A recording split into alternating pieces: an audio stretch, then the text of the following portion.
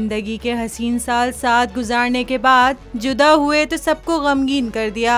भारतीय tennis star Sania Mirza और Pakistani cricketer Shoaib Malik की जोड़ी में इख्तिलाफात कैसे पैदा हुए ताहाल वाज़ेह ना हो सका। सानिया मिर्जा की तंजिया पोस्ट ने मद्दाहों को सोचने पर मजबूर कर दिया।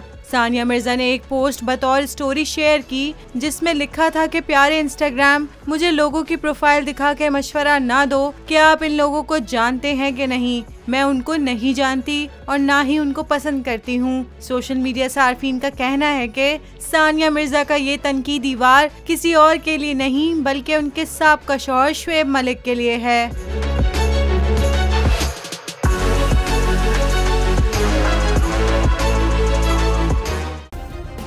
सब्सक्राइब करें और बेल दबाएं ताकि कोई खबर रह न जाए।